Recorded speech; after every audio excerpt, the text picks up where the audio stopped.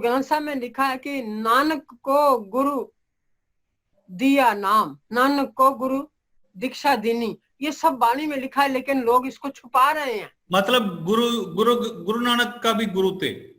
बिल्कुल। अगर ग्रंथ साहब को अगर पढ़े ना हम गहराई से, तो गुरु की बात तो पैर पैर पर की गई है। अब देखो सुखमनी साहब शुरू करते हैं ना, आदि गुरु है नमः। कौन से आदि गुरु? आदि गुरु कौन हुआ था? उसको नमः किया जा रहा। नमः शब्द नमस्कार का। आदि गुरु है नमः, जुगाद गुरु है नमः, कि जुगों के अंदर जो आया। आदि गुरु है नमः, जुगाद गुरु है नमः, सत्य गुरु है नमः, श्री गुरुदेव नमः। श्री गुरुदेव होता है जो अलाइव होता है, श्री जो जीवित होता है। देखो बिल्कुल क्लियर लिख दिया ना। ये किसने लिखा? ये सुखमनी साहब में गुरु अर्जन देव जी की वाणी है। जब शुरुआत हुई है गुरु ग्रंथ साहब जी के अंदर, सुखमनी साहब पढ़ने के पहले लिखते हैं, पहले सुनते हैं, ये पढ़ते हैं इसको। आदि गुरु है नमः, जुगाद गुरु है नमः, सत गुरु है नमः, श्री गुरुदेव नमः, सिमरो सिमर सिमर सुख पाओ। फिर आगे सुखमनी साहब शुरू होता है, सुखों की मणि। अब उसके अंदर तो क्लियर लिखा हुआ है कि उसमें एक एक है। देखो उसमें जो जुगों का लिखा है, तो जुगों की वाणी भी आ जाती है ग्रंथ साहब में कि सतयुग ते माण्यो, छलियो बलि भावन भायो, त्रेते ते माण्यो, राम रघुवंश कहायो, द्वापर कृष्ण मुरार, कंस कृतार्थ कर, अबे भक्ते जन दियो, कल युग प्रमाण नानक, गुरु अंगद गुरु अमर कहायो, श्री गुरु राज अविचल अटल, आदि पुरुष फरमाए। देखो आखिरी लाइन को सुनो, श्री गुरु राज अविचल अटल, आदि पुरुष फरमाए। आदि जो परमात्मा आदि काल में था, जो हम भी नहीं थे, तुम भी नहीं थे, कोई भी नहीं था, वो कौन था? उन्होंने फरमा दिया कि हमेशा गुरुओं का राज इस धरती के ऊपर, यानी कि गुरु आता है। ये तो फिर वाणी को झूठा कह दे। ग्रंथ साहब में क्यों लिखा? सतयुग ते मानो के सतयुग के अंदर वही शक्ति आई थी। Friends, before going further, we at bharatmarg.com are involved in Sanatana Dharma Prachar and also exposing all anti-Hindu activities and fighting for our Deshan Dharma. Join hands with us by liking www.facebook.com/bharatmarg page, also at Twitter at bharatmarg, and YouTube just by subscribing. Also clicking on that notification button to get an instant update as we post important updates and videos. You can also become the part of our WhatsApp club to get one dharmic message a day, which goes around the world, by sending us a message at +1 647 964 4790. जो छोटे कद के रूप में, बौने रूप में राजा बलि का जो अहंकार था वो तोड़ा था। कंस को कृतार्थ किया था, है ना, कंस का वध किया था। द्वापर के अंदर कृष्ण मुरारी का नाम आ गया। कलयुग प्रमाण नानक, कलयुग के अंदर प्रमाण है कि गुरु नानक देव जी आए थे। अविचल अटल, जो अविचल है, जो बदला नहीं जा सकता, अटल, आदि पुरुष फरमायो। आदि पुरुष ने, ये परमात्मा ने ये बताया है कि गुरुओं का राज हमेशा चलता रहता है। फिर सतगुरु उसमें आता है ना कि आदि गुरु है नमः, जुगाद गुरु है नमः, सतगुरु है नमः। सतगुरु किसको कहते हैं? सतपुरख जन जान्या, सतगुरु तिसका नाम, तिसके संग सिख उदरे, नानक हर गुण गाओ।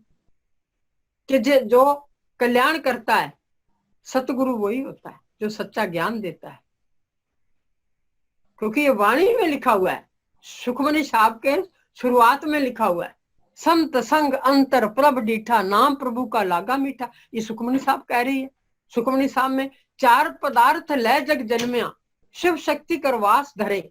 कि तू 4 पदार्थ लेकर आया है, वो 4 चीजें कौन सी है? वो कुरान भी 4 आयतें कह रहा है, और रामचरितमानस उसको 4 फल कह रही है। महात्मा बुद्ध उसको 4 आर्य सत्य कह रहे हैं। और मीराबाई ने कहा था, गली तो चारों बंद हुई, मैं हरि से मिलूं कैसे जाए, मेरे चारों रास्ते बंद है, मैं कैसे जाऊं। तब वो रविदास के पास जाती है। रविदास महाराज जी की परम शिष्य थी मीरा। पायो जी मैंने राम रतन धन पायो, कि मैंने राम रूपी रतन का धन प्राप्त कर लिया। 35 वर्ष तक मीराबाई ने कृष्ण भगवान की मूर्ति को बगल में दबाए रखा, बाहरी मूर्ति को। लेकिन उसके बाद उसने चिल्ला उठी कि मैंने राम रूपी रतन धन पा लिया, आज गुरु से मिल गया मुझे। खर्चे न चोर न लेवे, उसको कोई खर्च कर नहीं सकता, उसको कोई चोर चुरा ही नहीं सकता।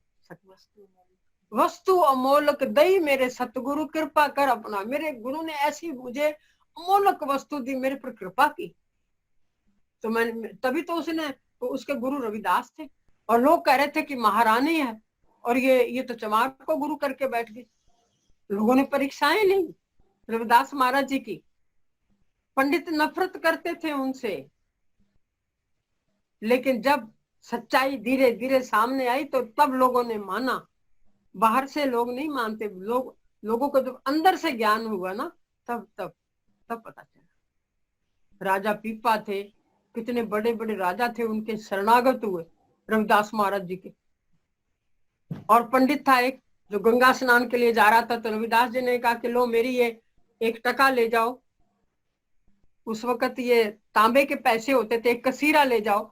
कसीरा जो के ये कौड़ियों से बना हुआ एक हाथ का कंगन गजरा होता था, ये ले जाओ, गंगा मैया को देना, लेकिन गंगा मैया अगर हाथ बढ़ाए तो देना।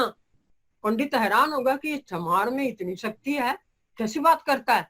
तो उन्होंने कहा गंगा मैया ही है, ये रविदास ने भेजा। तो गंगा मैया ने हाथ निकाला, एक तरफ से भेंट लिया और दूसरी तरफ सोने का कंगन दिया था कि जाओ ये मेरी तरफ।